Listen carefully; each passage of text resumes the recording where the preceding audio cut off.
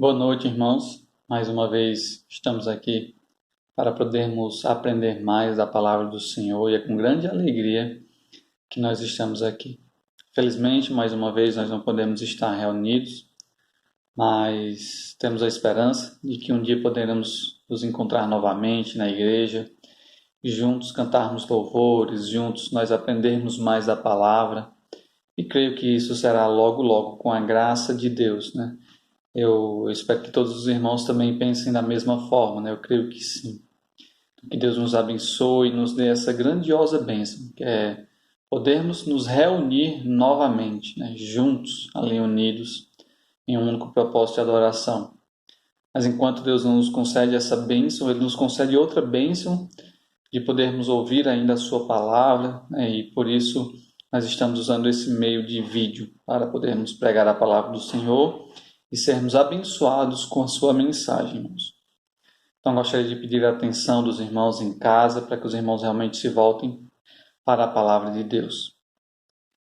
Eu gostaria de iniciar o estudo de hoje com uma pergunta. O que Deus é para você? Essa é uma das perguntas que geralmente nós fazemos no evangelismo, para que possamos entender o que a pessoa pensa sobre Deus, o que é que ela entende sobre Deus, né? Qual é o posicionamento dela sobre Deus. É incrível como a resposta que nós encontramos na boca da grande maioria das pessoas é: olha, Deus é tudo para mim. Não tenho nem palavras. Deus é tudo. E na maioria das vezes isso não passa de um jargão utilizado, né, por essas pessoas para se livrarem dessa pergunta, porque certamente elas não sabem da resposta. E aí eu questiono, né, mas será que essas pessoas realmente entendem, né, o que significa Deus ser tudo na sua vida? Porque não é uma afirmação assim tão simples, é uma afirmação complexa. Estou olhando para Deus e dizendo: olha, Deus, o Senhor é tudo na minha vida. Opa, será se Deus realmente é tudo na minha vida? Será se essas pessoas conseguem entender as implicações que isso traz a cada um de nós? Porque não são poucas, são muitas as implicações que isso traz. Afirmar que Deus é tudo na nossa vida é ter que aceitar muita coisa. É ter que entender que as coisas não são como os humanos pensam, mas sim como Deus pensa. Para nós entendermos melhor essa situação, vou usar aqui outro exemplo para que os irmãos possam entender. Imagine que você está almoçando, tá? E alguém vê aquela comida bonita, cheirosa, aparentemente gostosa, e essa pessoa questiona, né? Rapaz, o que é que você está comendo aí nesse almoço? E você não sabe o que é, mas sabe que aquilo é muito delicioso e simplesmente você responde: rapaz, aqui é comida. Né? Uma resposta um tanto engraçada e de uma certa maneira, em certa parte, verdadeira. Porém não detalhada como se exigiu a pergunta. Porque o curioso, aquele que queria saber que tipo de comida você estava comendo, ele queria saber se era arroz, se era feijão, se era carne, se era um ovo. Da mesma forma, requer aquela pergunta do início, na qual nós fizemos, né? O que Deus é para você? Então, a resposta tudo é uma resposta muito genérica, né? Ela engloba todas as coisas, mas ela não deixa claro o que as pessoas pensam, né? É uma pergunta difícil, né, de se responder. E, infelizmente, as pessoas, por não conhecerem, respondem dessa forma, né? Elas acabam que querendo englobar tudo, né? Ah, Deus é tudo na minha vida, sem entender a importância que Deus tem na sua vida, sem entender as implicações. E eu não só falo de descrentes, mas pessoas cristãs, conhecedoras da palavra de Deus, também titubearam diante de tal pergunta, né? Já vi muitos gaguejarem, né? Rapaz, o que Deus é na sua vida? Qual a importância de Deus na sua vida? Isso leva muitos a pensarem e a não entenderem essa pergunta. Por isso, o objetivo da mensagem de hoje, irmãos, é mostrar apenas alguns aspectos que estão inseridos quando nós afirmamos que Deus é tudo para nós. Quer dizer que tal afirmação ela não é proibida, porém se faz necessário que nós compreendamos as implicações que isso automaticamente traz sobre a nossa vida. Então, quando eu afirmo Deus é tudo para mim, eu estou afirmando outras coisas que vão além dessa frase. Eu apenas estou resumindo. E isso é importante que nós compreendamos o que são essas coisas, para que a gente não fale algo sem entender, tá? Então, o tema da mensagem de hoje é Deus é tudo para mim. Ore comigo, meu irmão.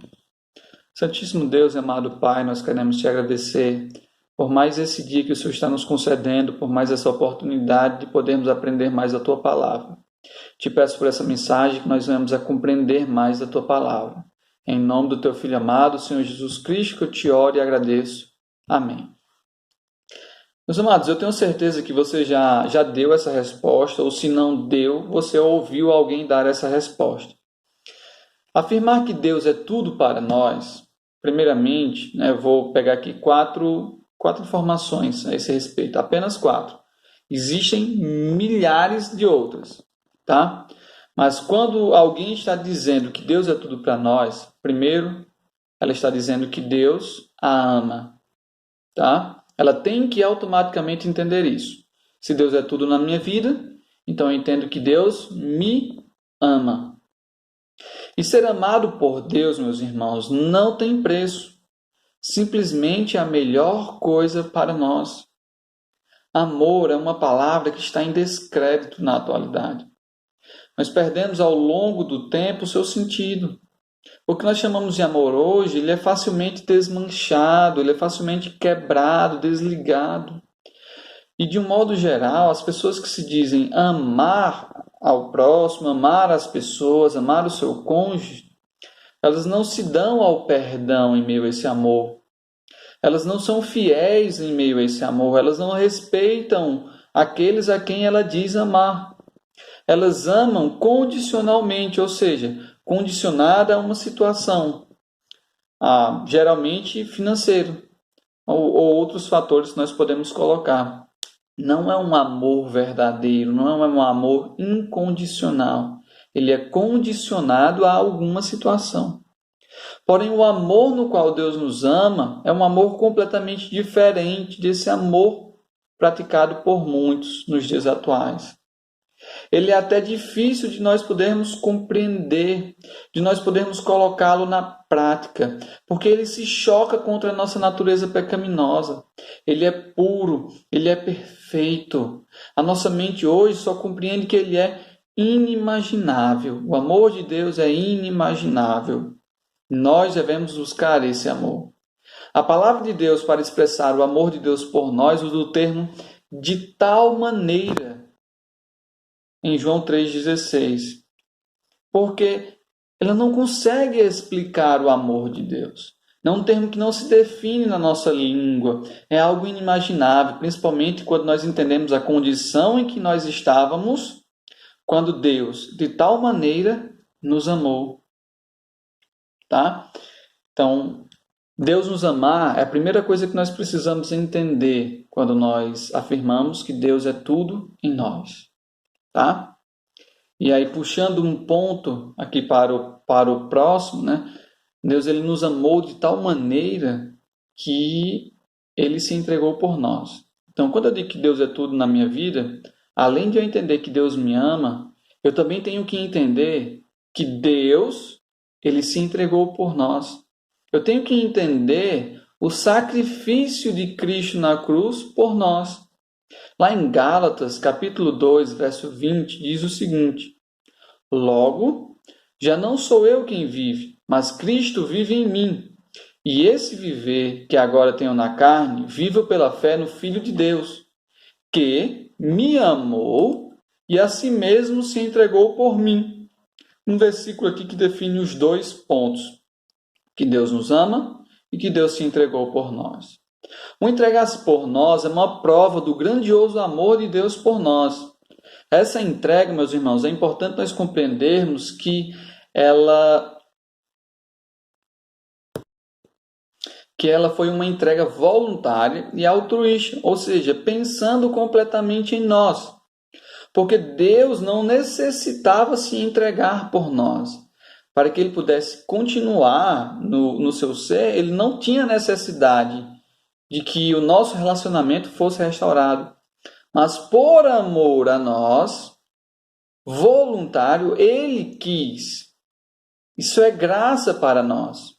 Tá? E essa graça trouxe então vários benefícios para nós, como o fato de nós recebermos o perdão dos nossos pecados. Ou seja, todas as nossas ofensas que nós tínhamos contra o Senhor, elas foram pagas em Cristo Jesus por meio de sua morte, por meio do seu sangue, por meio do seu sacrifício na cruz. Então, quando compreendemos esse sacrifício, os nossos pecados são perdoados. Isso significa que as nossas ofensas a Deus foram aniquiladas, elas foram pagas. Foi pago um preço justo, a morte do próprio Deus. Isso também significa que nós temos o benefício da vida eterna, porque nós estávamos condenados ao fogo eterno, um local em que o sofrimento jamais acabará, em que ninguém jamais sairá de lá, e principalmente porque é um local em que as pessoas estarão eternamente distantes do Senhor. E jamais elas sairão de lá. O nosso destino, que era esse, foi revertido para o paraíso eterno, para o céu, para o lugar aonde não existe a morte, o sofrimento, o choro, a doença, muitos outros temores. Lugar onde eternamente adoraremos ao Senhor, um lugar onde eternamente estaremos na presença de Deus. E esse benefício também da entrega do Senhor pode nos proporcionar a restauração do nosso relacionamento para com Ele. Porque antes o nosso relacionamento com Deus estava quebrado e agora por meio de Cristo nós somos unidos novamente a Deus. Antes nós estávamos distantes e agora nós estamos próximos. Antes as nossas ações ofendiam completamente ao Senhor. Nós não fazíamos nada do que era bom. Hoje, conhecendo a verdade, nós podemos agradá-lo com as nossas ações, desde que sigamos a sua palavra. E, meus irmãos, isso é um privilégio, isso é um prazer, pois Deus nos restaurou, Deus consertou o nosso caminho, colocou num caminho em que nos leva à vida eterna, meus irmãos. Então, primeiramente, nós vemos que a afirmação de que Deus é tudo na nossa vida, nós temos que entender que Deus nos ama. E que em seguida nós temos que entender que Deus, Ele se entregou por cada um de nós. E que isso nos trouxe grandiosos benefícios, como a vida eterna, como o perdão dos nossos pecados, como a restauração do nosso relacionamento para com Deus, que antes quebrada, mas que agora por meio do sacrifício foi restaurado. Então, além de nos salvar e de nos amar, nós vamos ver que Deus, Ele cuida de cada um de nós. E, meus irmãos, entender que Deus é tudo na nossa vida é entender que Deus está no controle de todas as coisas. É entregar a Deus esse controle e dizer, está aqui, Senhor, cuida de mim. É confiar. É esperar no Senhor. É entender que isso é o melhor. Porque nós sabemos que Deus cuida de nós. E não tem exemplo melhor do que o de Davi para demonstrar esse cuidado de Deus para com o seu povo. Abra comigo aí a sua Bíblia no Salmo 23, verso 1. Eu creio que a grande maioria sabe decorado esse versículo, né?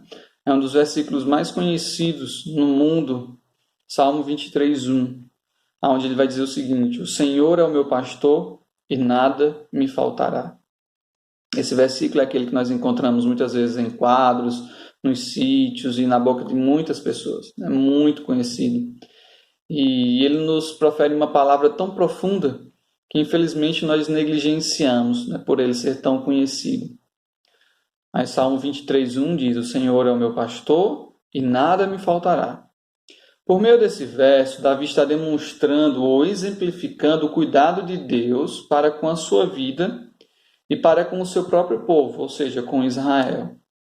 Davi está usando aqui uma imagem que ele conhecia bem, pois o mesmo na sua infância era um pastor de ovelhas. Ele cuidava das ovelhas.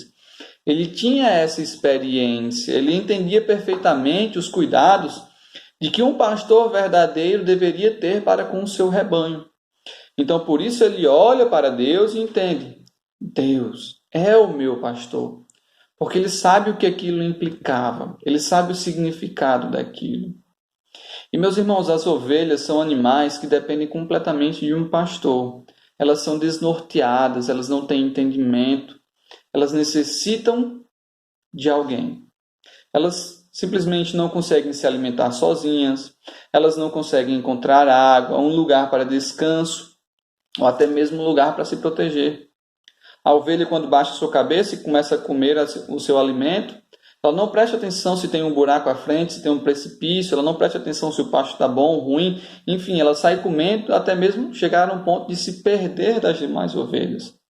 Ela não sabe, ela não entende aonde encontrar um lugar em que ela possa beber água, onde ela possa se refrescar. Muito menos o conhecimento de abrigos. Por isso, a ovelha, ela automaticamente necessita de um pastor. Necessita de alguém que as guie ao melhor caminho. Elas necessitam de um guia, de alguém que cuide delas, de alguém que as proteja. Elas são completamente dependentes. Então, um ótimo exemplo para nos exemplificar juntamente com Deus. Pois Deus sendo nosso pastor, nós, como suas ovelhas, necessitamos ser guiados pelo Senhor. Então, Deus age como um pastor na nossa vida. E nós somos o seu rebanho. E Deus é quem vai nos mostrar, por meio do seu cuidado, aonde tem o melhor pasto. Ou seja, a sua palavra. O modo como nós devemos viver. Aonde tem água pura e boa para beber. Aonde nós podemos encontrar o melhor lugar para descansar. Que é a eternidade, que é o céu, que é em Cristo Jesus. Dessa forma, meus irmãos, Deus está demonstrando o seu cuidado por cada um de nós, nos protegendo e nos guiando da melhor forma. Porém, nós não podemos ser como ovelhas rebeldes, ovelhas negras, que se distanciam dos bandos, que se desviam, que não seguem a voz do seu pastor, meus amados. Nós devemos ser ovelhas que estão atentas à voz do seu pastor, que andam por onde o pastor as guia, que se alimenta do pasto na qual o pastor indica, meus amados. Nós temos que ser ovelhas obedientes. Entender que Deus é tudo na nossa vida é deixar-se ser cuidado por Deus. Gostaria que os irmãos abrissem as vossas Bíblias para João capítulo 10, verso 11 ao 15. E também Ezequiel 34, 11. Nós vamos abrir logo em seguida. João 10, 11. João 10, 11 diz assim, o Senhor Jesus Cristo falando: Eu sou o bom pastor dá a vida pelas ovelhas. O mercenário, que não é pastor, a quem não pertence as ovelhas, vê vir o lobo, abandona as ovelhas e foge. Então o lobo as arrebata e dispersa. O mercenário foge porque é mercenário, não tem cuidado com as ovelhas. Eu sou o bom pastor, conheço as minhas ovelhas, elas conhecem a mim. Assim como o Pai me conhece a mim, eu conheço o Pai, dou a minha vida pelas ovelhas. Nós certamente podemos afirmar que o nosso pastor deu a sua vida por suas ovelhas. Então nós devemos permitir que Deus cuide de nós. Em Ezequiel 34, 11, diz o seguinte: Porque assim diz o Senhor Deus: Eis que eu mesmo procurarei as minhas ovelhas e as buscarei. Como o pastor busca o seu rebanho no dia em que encontra as ovelhas dispersas. Assim buscarei as minhas ovelhas. Livrá-las-ei de todos os lugares para onde foram espalhadas nos dias da nuvem e de escuridão. Tirá-las-ei dos povos e as congregarei dos diversos países, e as introduzirei na sua terra. Apacentá-las-ei nos montes de Israel, junto às correntes e em todos os lugares habitados da terra. Apacentá-las-ei de bons pastos. Nos altos montes de Israel será a sua pastagem. Deitar-se-ão ali em boa pastagem, terão pastos bons nos montes de Israel. Eu mesmo apacentarei as minhas ovelhas, e as farei repousar, diz o Senhor Deus. A perdida buscarei, a desgarrada tornarei a trazer. A quebrada ligarei e a enferma fortalecerei. Mas a gorda e a forte destruirei. Apacentá-las-ei com justiça. Ou seja, Deus é o nosso pastor, aquele que vai nos guiar em retidão, em justiça, em santidade, aquele que vai nos mostrar o melhor caminho. Então, meus irmãos, devemos permitir que Deus apacente a nossa vida. Então, meus amados, entender que Deus nos ama é entender que Deus se entregou por nós, é entender que Deus também cuida de nós. E, por último, quando eu afirmo que Deus é tudo em minha vida, é também entender, e para mim é uma das partes mais difíceis, é entender que a vontade do Senhor é o nosso prazer. Basicamente, esse último ponto resume os outros que não vieram. E é um dos mais difíceis na minha posição. É sentir prazer na lei do Senhor, na vontade de Deus. Abre a tua Bíblia para o Salmo 40 e medita no verso 8. Abre lá. Salmo 40, verso 8. A palavra do Senhor diz assim: agrada-me fazer a tua vontade, ó Deus meu. Olha só que interessante. Agrada-me fazer a tua vontade, ó Deus meu. Dentro do meu coração está a tua lei. Quantos de nós podemos fazer essa mesma afirmação? Quantos de nós vivemos isso na prática, todos os dias, dia a dia? Nós sentirmos prazer na lei do Senhor, prazer em viver de um modo reto, de um modo justo, de um modo que agrade a Deus.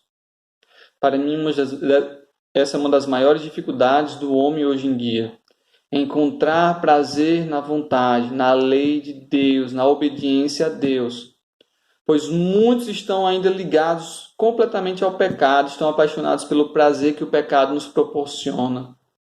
Lá em Mateus capítulo 19, nós encontramos o diálogo de Cristo com o jovem rico.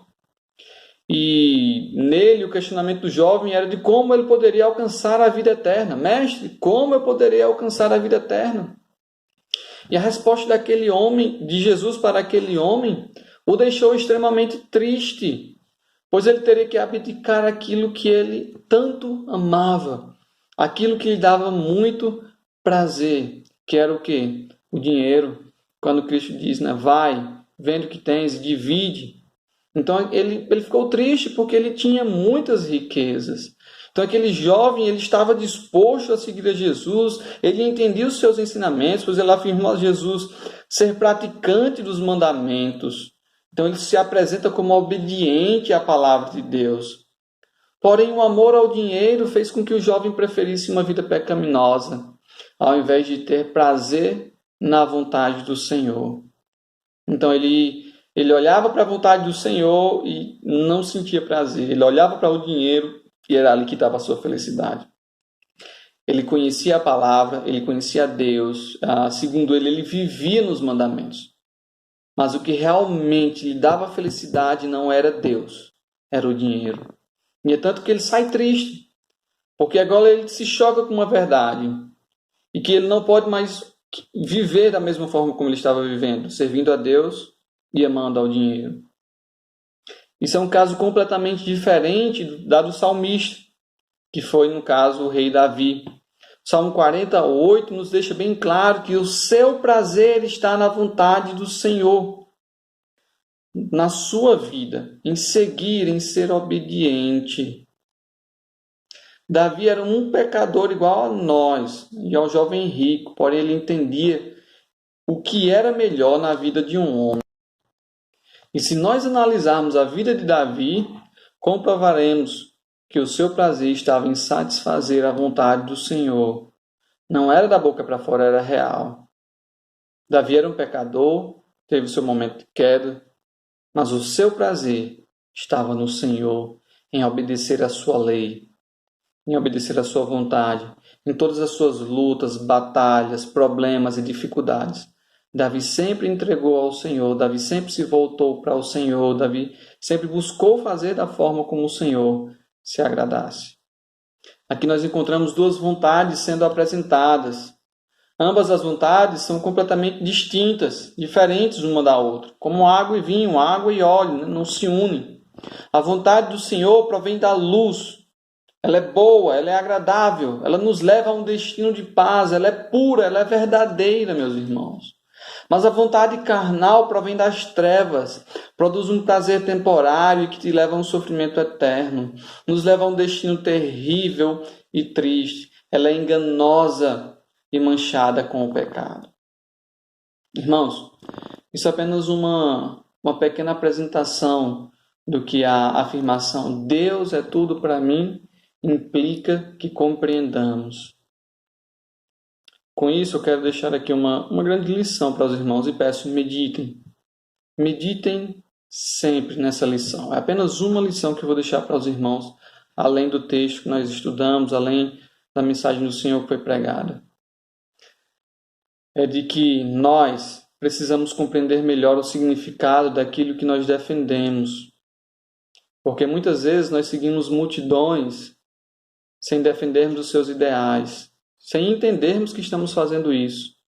E uma hora ou outra esses ideais irão se chocar com o nosso estilo de vida. E aí a nossa fé será provada em choque, assim como a vida daquele jovem rico. Por muito tempo ele viveu praticando a palavra do Senhor, certamente servindo de alguma forma, como ele disse, ele se apresentou como alguém obediente, tudo isso eu fiz. Mas chegou o dia em que aquelas verdades foram chocadas. O Senhor Jesus Cristo o pôs à prova. E ele entendeu que o dinheiro era o Senhor na sua vida. Então, a partir daquele momento, ele compreendeu que não era um cristão, não seguia verdadeiramente a Deus. Ele queria, mas de fato não seguia. Então, muitos se dizem cristão, mas não estão preparados para defender o que o cristianismo impõe à nossa vida, o estilo de vida que devemos ter, a quem nós devemos seguir, as abdicações que nós teremos que ter. Muitos dizem acreditar em Deus, mas não estão dispostos a seguir os seus mandamentos, a serem fiéis a Deus, a buscar a santidade, a buscar o conhecimento de Deus. Muitos apenas afirmam da boca para fora: eu conheço a Deus, eu amo a Deus, o Senhor é tudo na minha vida. Mas elas não entendem as implicações que isso traz à sua vida. Muitos dizem serem amantes da palavra de Deus, mas não buscam a palavra de todo o coração, de toda a sua alma.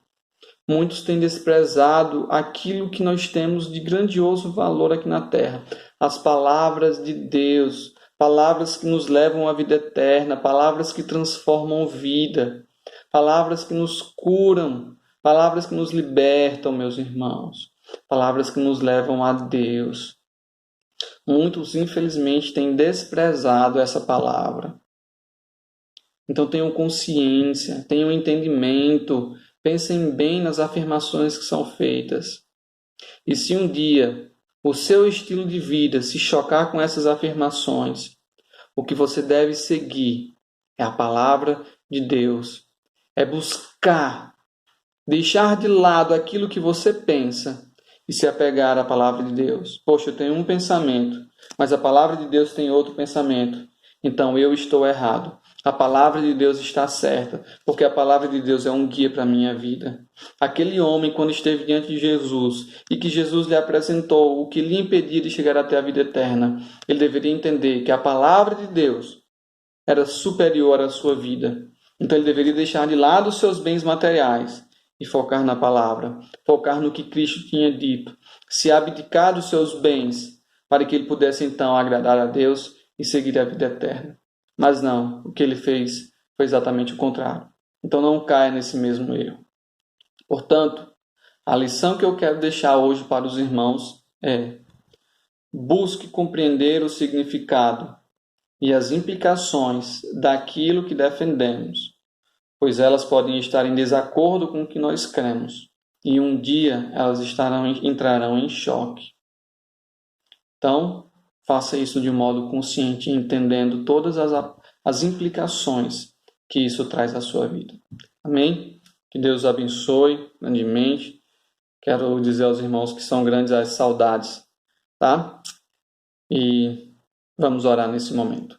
Santíssimo Deus, Pai, quero te agradecer por esse momento, por essa oportunidade que o Senhor está me dando de poder pregar a Tua palavra. Te peço por cada um desses irmãos que estão ouvindo a Tua mensagem, que eles possam ser transformados, ó Pai querido. Em nome de Teu Filho amado, Senhor Jesus Cristo, nós te oramos. Amém.